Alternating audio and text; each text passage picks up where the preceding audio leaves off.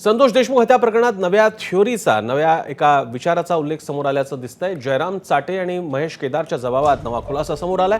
त्यांनी दिलेल्या जबाबातून सुग्रीव कराड हे नाव आता समोर येतंय। सुग्रीव कराडच्या सांगण्यावरून संतोष देशमुख आणि काही ग्रामस्थांनी सुदर्शन घुलेला मारहाण केल्याचं जबाबात म्हटलंय। यानंतर सुदर्शन घुले आणि वाल्मिक कराडचा अपमान झालाय, याचा बदला घ्यायला पाहिजे असं फरार आरोपी कृष्णा आंधळेनं चाटे आणि केदारला म्हटलं होतं। जबाबातून हे समोर आलंय। बदला घेण्यासाठी देशमुखांना मारहाण करण्यात आल्याचंही चाटे आणि केदार यांनी जबाबात म्हटलंय। त्यामुळे आता सुग्रीव कराड कोण असा सवाल उपस्थित होतोय।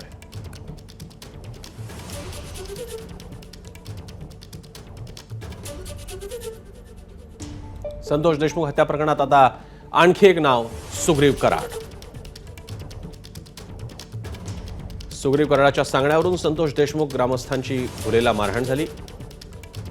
घुले आणि वाल्मिक कराडचा अपमान असं आंधळेनं सांगितल्याचा हा जबाब आहे आणि घुलेच्या मारहाणीचा बदला घेण्यासाठी देशमुखांना मारहाण झाली असंही जबाबात नमूद आहे। आता हा सुग्रीव कराड कोण, त्याचं काय कनेक्शन आहे, तो कुठे आहे, त्याच्या मागे कोण आहे, त्याचाही कोणी आका आहे का, हे सगळे प्रश्न आता समोर येत आहेत।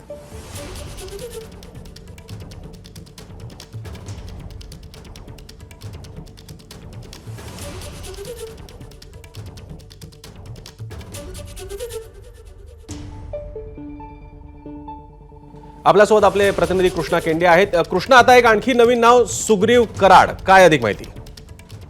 या सगळ्या प्रकरणामध्ये सुग्रीव कराड या व्यक्तीचं नाव या जबाबामध्ये दोघांनी घेतलेलं आहे, ज्यामध्ये महेश केदार याचा जो जबाब आहे यामध्ये देखील या नावाचा उल्लेख या ठिकाणी करण्यात आलेला आहे।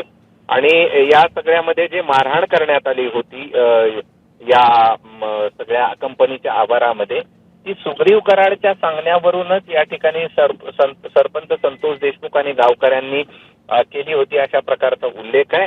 आणि दोघांच्याही जबाबामध्ये खंडणीचा उल्लेख मात्र दिसत नाही, हा देखील यातला विशेष बाब या जबाबामध्ये पाहायला मिळते आहे। मात्र वाल्मिकांना कराड आणि सुदर्शन घुले याचा बदला या ठिकाणी घ्यायचा आहे अशा प्रकारचा उल्लेख यामध्ये केला गेला। आणि जसं आपण काल या सगळ्या प्रकरणामध्ये बातमी दिली होती, त्या सर्व बाबी या निश्चितप्रमाणे आपल्याला या जबाबामध्ये पाहायला मिळतात। आता सुग्रीव कराड हा व्यक्ती नेमका कोण आहे, त्याचा काय संबंध आहे, कंपनीच्या काय संबंध आहे का, किंवा कसं हे नाव समोर आलेलं होतं हे मात्र अद्याप कळू शकलेलं नाही। मात्र यामध्ये सुग्रीव कराड या नावाची एंट्री झालेली आहे आणि आरोपीच्या जबाबामध्ये या नावाचा उल्लेख पाहायला मिळतो। प्रसन्न, धन्यवाद कृष्णा, तुम्ही दिलेल्या माहितीबद्दल।